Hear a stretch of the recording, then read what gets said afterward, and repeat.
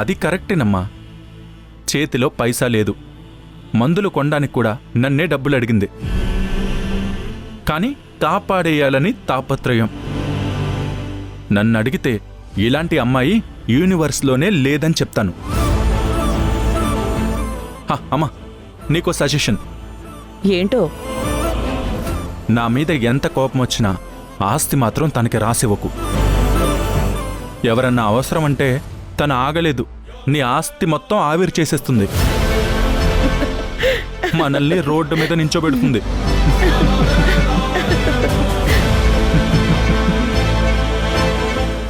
అమ్మో, అలా అయితే ఆలోచించాలరా.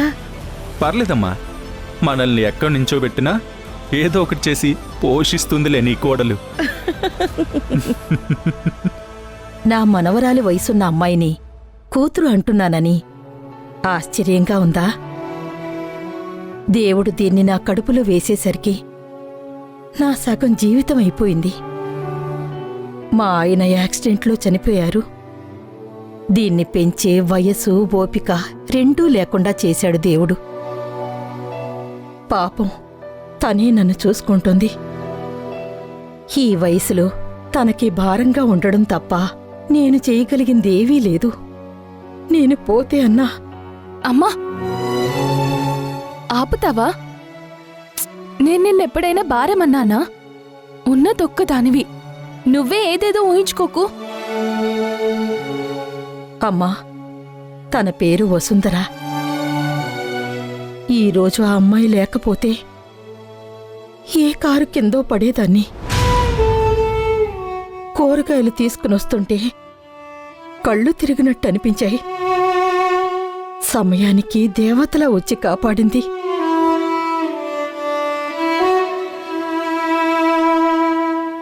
చాలా థ్యాంక్స్ వసుంధరా. అమ్మని జాగ్రత్తగా చూసుకో.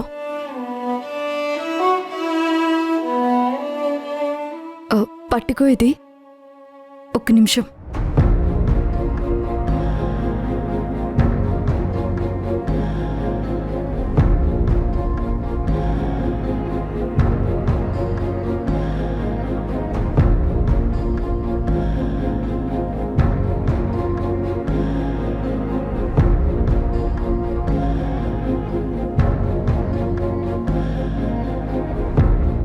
అమ్మా, ఇది మా అత్తయ్య నడిపే ట్రస్ట్కి సంబంధించిన హాస్పిటల్ అడ్రస్. మీరు అక్కడికి వెళితే డాక్టర్ మిమ్మల్ని చూసి బలానికి మందులు రాస్తారు. అన్ని మందులు ఉచితంగా ఇస్తారు. కంటి పరీక్షలు కూడా చేస్తారు.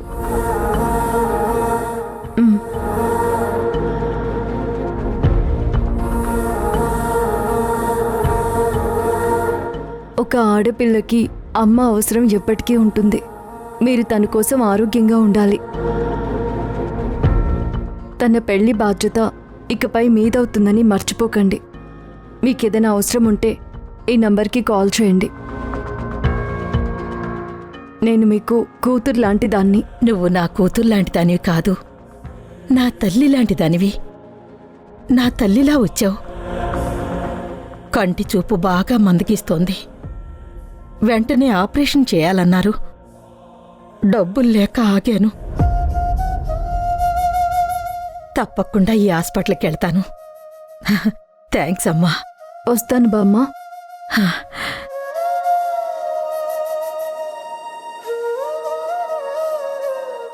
అమ్మా, నువ్వు లోపలికెళ్ళు, రెస్ట్ తీసుకో. నేను తనకి మనస్ఫూర్తిగా థ్యాంక్స్ చెప్పొస్తాను. వసుంధర,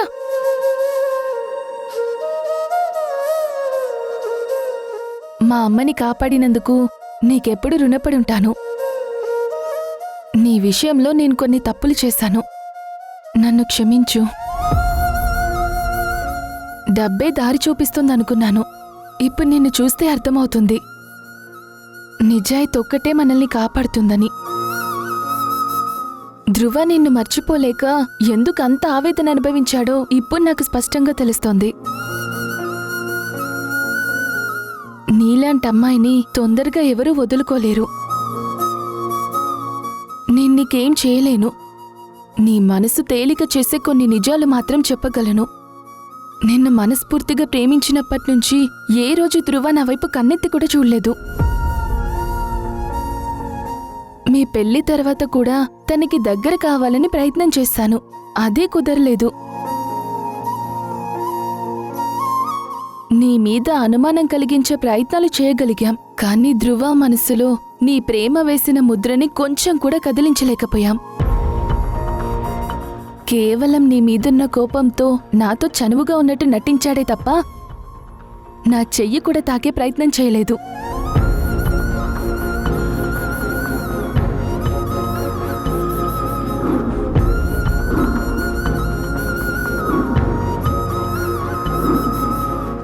వదలమని చెప్తున్నానా నయని?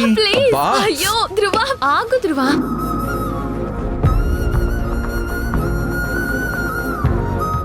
నువ్వు చెప్తోంది నిజమా నాయని? మా అమ్మ మీద ఒట్టేసి చెప్తున్నాను, నిన్ను ప్రేమించినప్పటి నుంచి ధ్రువ నీవాడు.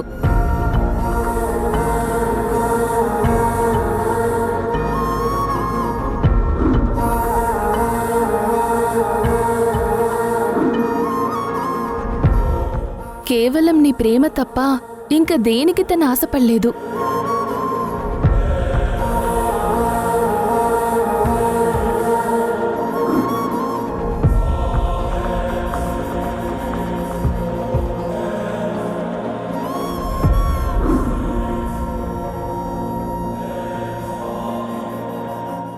ధ్రువ సార్ ఇవన్నీ చేశారనుకున్నాను. ఆయనే జీవితంలో కావాలని ఆశపడ్డాను. కానీ ఇప్పుడు నా ప్రేమకి ఒక అర్థం ఉందనిపిస్తోంది.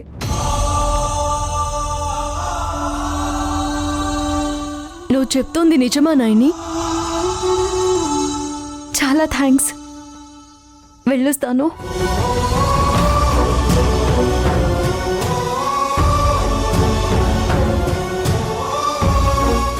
బాయ్ బాయ్ వసుంధరా.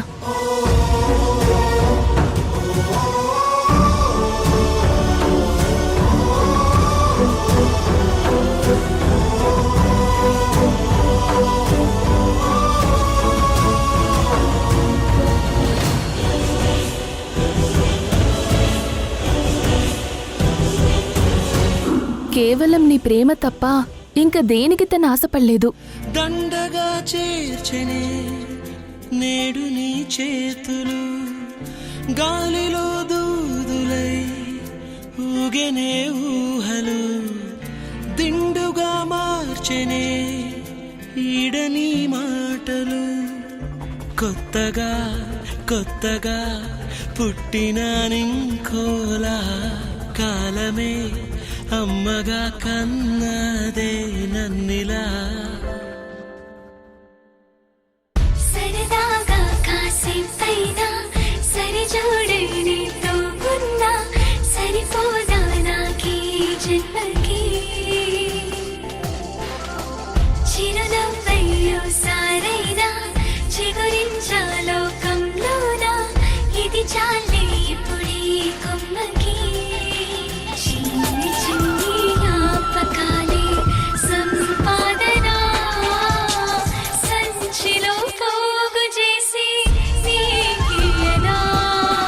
చింతులేసి సంబరాన్ని ఈ రోజున కొంచెము దాచుకోక పనిచేయనా. వందేళ్ల జీవితానికి అందాల కానుక అందించినావు హాయిగా వారాలలోనే. చుక్కానిలాను వీక్షణం ముందుండి లాగగా సంద్రాన్ని దాటినానుగా తీరాలలోనే. చంతనే చంతనే నిన్నిలా చూస్తూనే ఆకాశం అంచునే తాక్యానే నించునే.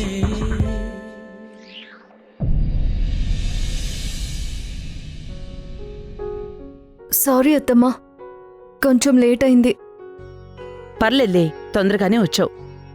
నీ గురించి ధ్రువ చెప్పింది విని నువ్వు కాపాడిన ముసలావిడికి ఓపికొచ్చే వరకు రావేమో అనుకున్నాను. ఏం చెప్పారు ధ్రువ సార్? నా మీద కంప్లైంట్స్ ఏమైనా ఇచ్చారా? అలాంటిదే నీ దాన ధర్మాలతో రోడ్డున పడేస్తావేమో అన్నాడు. హా? అంత మాట అన్నారా? రోడ్డున పడేసినా తిరిగి మా ఆవిడే పోషిస్తుందిలే అని సపోర్ట్ చేశాళ్లే. కంగారు పడకు.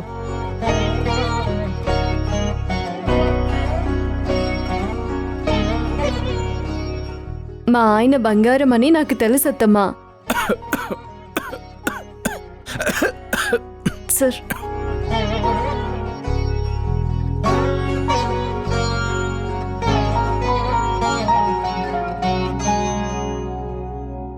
సరే చెప్పు. మ్మ్. అమ్మా,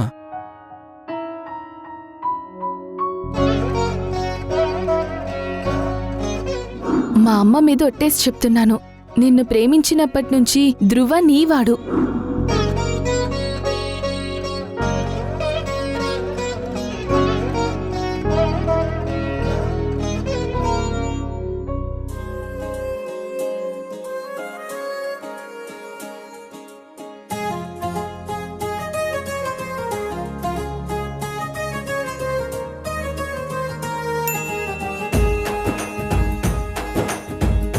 ఆ,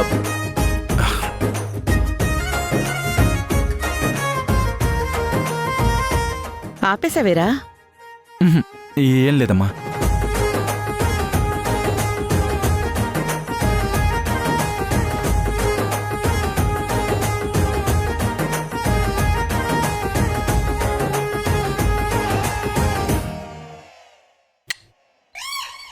నీ వెంట వెళ్ళమని తిట్టేస్తున్నా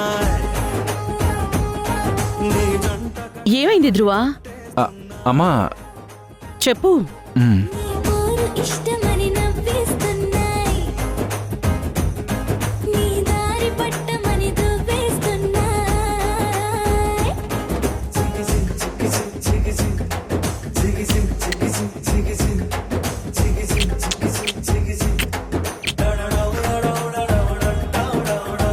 గోడ చాటుని దొంగ చూపులు అసలు నీకేమైందిరా? ఇప్పటివరకు బాగానే చెప్పావు కదా. పరుపులు మల్లె మార్పులు నచ్చకుండా చేస్తున్నాయి ఫోకస్ చేయండి సార్, ఫోకస్. తిప్పి తిప్పలు రెచ్చగొట్టి చూస్తున్నాయి సోకు కత్తులు హాయి నొప్పులు నొక్కి నొక్కి నవ్వుతున్నా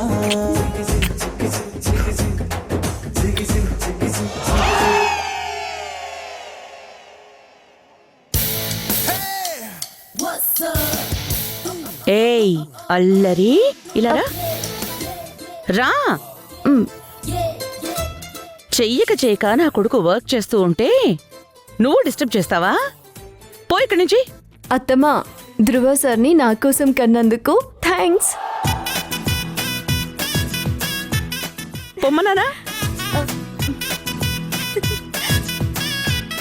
ధ్రువ సార్, నా బంగారం. ఏయ్! సారీ అత్తమ్మా.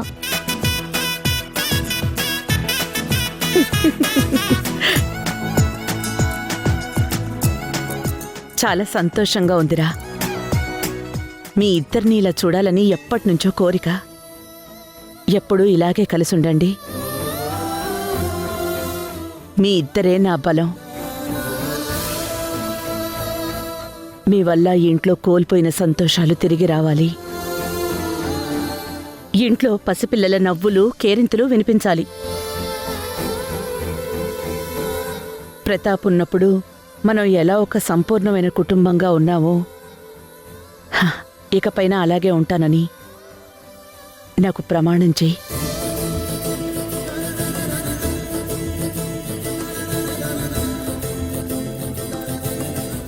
ప్రామిస్ చేస్తున్నానమ్మా, నీ ప్రతి కోరిక తీరుస్తాను. మళ్ళీ నీకు ఆ సంతోషాన్ని నీకు బహుమతిగా ఇస్తాను.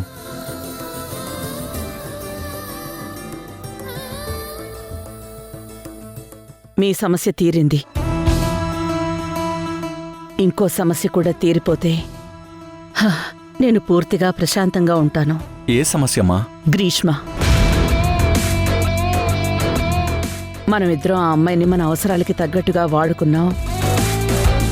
తనకి మంచి భవిష్యత్తు ఇవ్వాల్సింది కూడా మనమే. గ్రీష్మ కూడా సంతోషంగా ఉన్నాకే నాకు మనశ్శాంతి.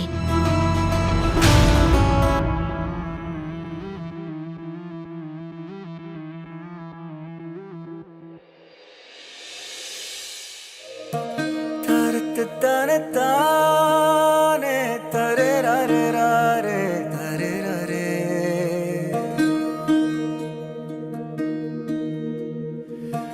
తరే తనే నానే తరే నానే నానే తరే నానే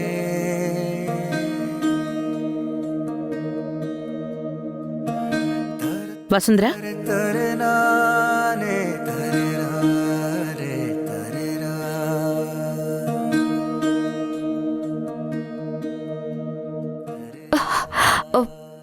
ఏంటి కాఫీ తాగుతున్నావా? నా కొడుకుని తాగేస్తున్నావా? మీ కొడుకుని తాగలేను, లేదంటే అమాంతం తాగేసి మింగేసేదాన్ని. ఎవరి పిచ్చో పరాకాష్ఠకెళ్ళినట్టుంది. అంత పిచ్చిగా ప్రేమించకపోతే పెళ్లి చేసుకోవడం ఎందుకత్తమ్మా? అబ్బో, ఈ పిచ్చి నా కొడుకు ఎలా తట్టుకుంటాడో ఏమో. తట్టుకోవాలి. జీవితాంతం ప్రేమని పంచాలంటే ఈ మాత్రం పిచ్చి ప్రేమ ఉండాలి. అది నాకు వదిలేయండి, నేను చూసుకుంటాను.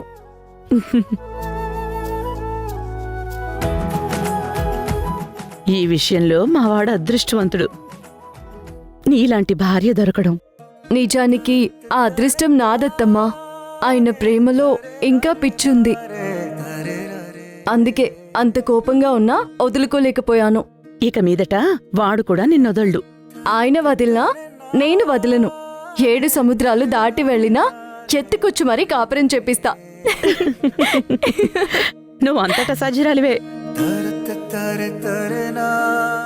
ఆ కవరేంటత్తమ్మా? ఏదైనా మాట్లాడాలనొచ్చారా? అవును వసుంధర, కార్తీక్ని రమ్మన్నాను. తను రాగానే చెప్తాను.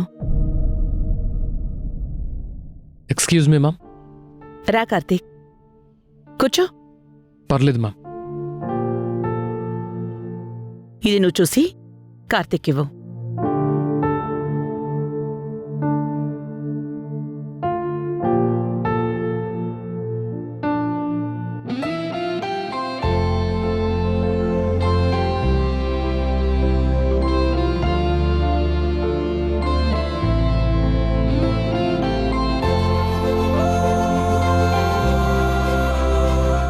కార్తీక్,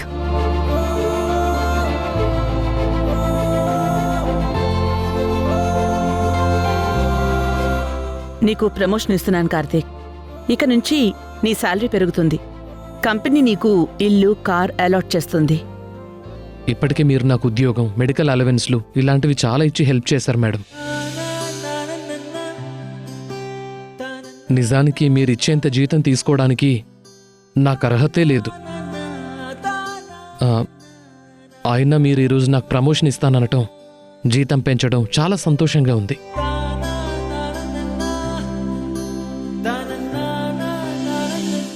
ఈ క్షణం నేను జీవితాంతం గుర్తుపెట్టుకుంటాను మేడం. కానీ నన్ను క్షమించండి మేడం, ఈ ప్రమోషన్ నేను యాక్సెప్ట్ చేయను.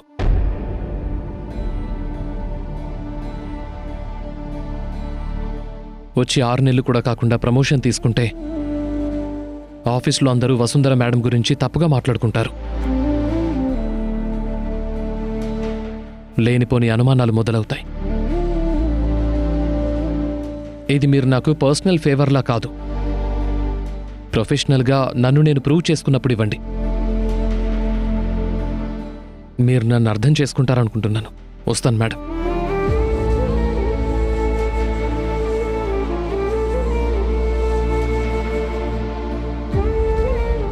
ఎస్టేట్ నుంచి వచ్చిన వాళ్ళ మనసులన్నీ ఇంతే స్వచ్ఛంగా ఉంటాయా? మరి ప్రతాప్ సార్ వచ్చింది ఎక్కడి నుంచి మేడం?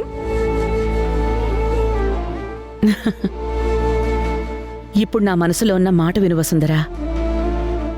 గ్రీష్మని కార్తీక్ ఇచ్చి పెళ్లి చేస్తే ఎలా ఉంటుంది?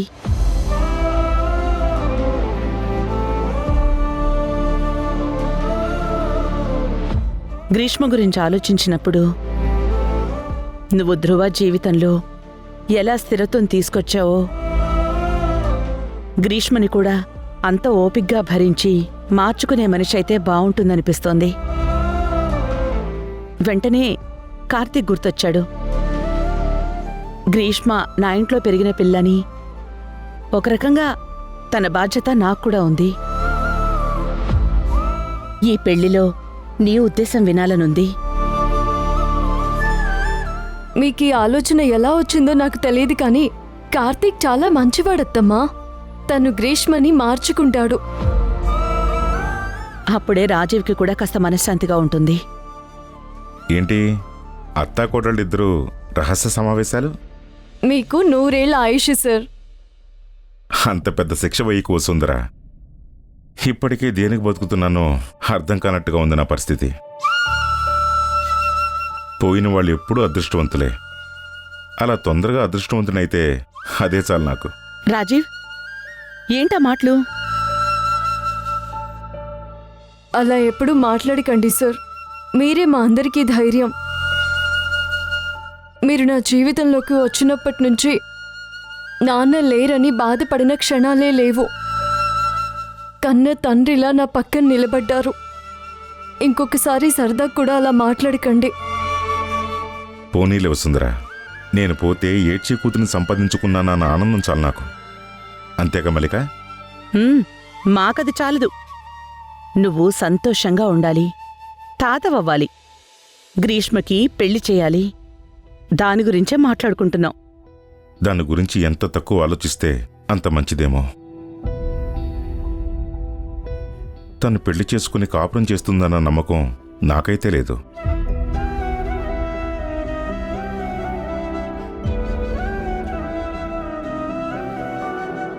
ఈరోజు మన ఫస్ట్ నైట్.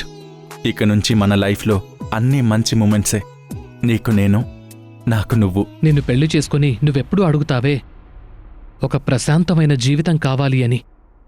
అది నీకివ్వడానికి నా సాయశక్తులా ప్రయత్నం చేస్తాను వసుంధరా. నిజంగా నేను వస్తే నన్ను చూసుకుంటావా? పువ్వుల్లో పెట్టి చూసుకుంటాను.